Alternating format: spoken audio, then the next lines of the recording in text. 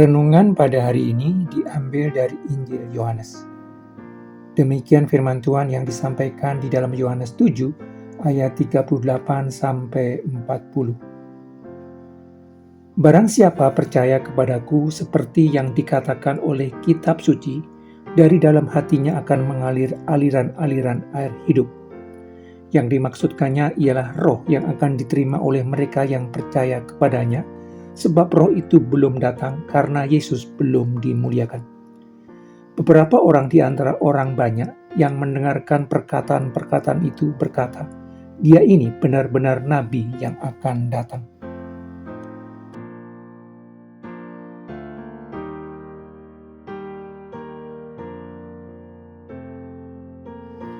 Sebelumnya Yesus mengatakan, barang siapa percaya kepadanya, ia tidak akan haus lagi. Haus adalah kebutuhan untuk memperoleh minuman bagi tubuh jasmani. Orang yang haus harus segera diberi air supaya tidak mengalami dehidrasi dan tercukupi kebutuhan tubuhnya terhadap air. Walaupun segera diberi air ketika haus, orang tetap akan merasakan haus lagi beberapa saat setelah air di dalam tubuhnya berkurang.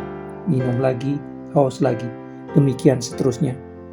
Demikian pula orang yang menempatkan berbagai hal yang ada di dunia sebagai sumber kepuasan hidup, pekerjaan, karir, uang, harta benda, seks, hobi, akan segera mengalami kurangnya kepuasan batin begitu suatu hal telah terpenuhi.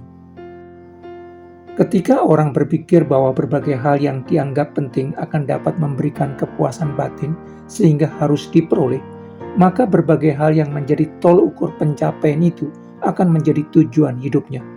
Terus dikejar dan berusaha diraih di sepanjang hidup. Begitu suatu hal telah diperoleh, maka akan segera muncul keinginan lain yang diharapkan dapat memberikan kepuasan lebih besar.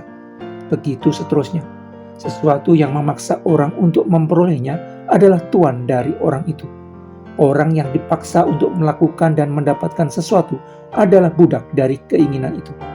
Akibatnya, jiwa orang akan terus-menerus mengalami dehidrasi, kepuasan akibat dorongan untuk memperoleh sesuatu yang hanya bisa memberikan kepuasan sesaat. Supaya bisa memperoleh kepuasan hidup, orang harus datang kepada Yesus dan percaya kepadanya, meyakini bahwa Yesus bisa dijadikan panduan dan sandaran hidupnya. Percaya kepada Yesus harus dilakukan dengan mendengarkan suaranya. Dengan mendengarkan suaranya setiap hari dan mempercayai apa yang dikatakannya, orang akan mendapatkan jaminan bahwa kebutuhan jiwanya terhadap air kehidupan akan terpenuhi. Karena itu Yesus mengatakan bahwa air kehidupan yang diberikannya tidak hanya menyelamatkan jiwa manusia dari kematian kekal, suatu kebutuhan mendasar bagi jiwa manusia, juga akan memberikan kepuasan berkelanjutan. Hanya dengan menjadikan diri Yesus sebagai tujuan hidup, orang akan memperoleh kepuasan berkesinambungan. Hanya dengan menempatkan kebenaran Tuhan di dalam jiwa orang, akan memperoleh kepuasan yang lestari. Jiwa yang memperoleh minuman rohani yang berlimpah adalah jiwa yang sejahtera. Jiwa yang memperoleh minuman rohani adalah jiwa yang terpuaskan kebutuhannya yang paling hakiki. Kebahagiaan hidup selalu berkaitan dengan kepuasan jiwa. Kebahagiaan sejati itulah yang diberikan Yesus Kristus bagi setiap orang yang haus akan kebenaran. Kepada orang yang percaya kepadanya, Yesus juga akan mengirimkan Roh Kudus. Roh Kudus adalah pribadi ketiga dari Allah Tritunggal yang berada di dalam diri setiap orang percaya.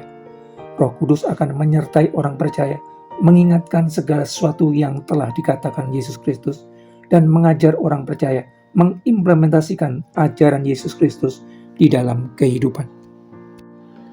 Roh Kudus yang mengingatkan segala sesuatu yang telah dikatakan Yesus Kristus dan mengajarkan mengimplementasikan di dalam kehidupan akan mendorong dan menggerakkan orang percaya untuk melakukan apa yang telah diajarkan Yesus Kristus.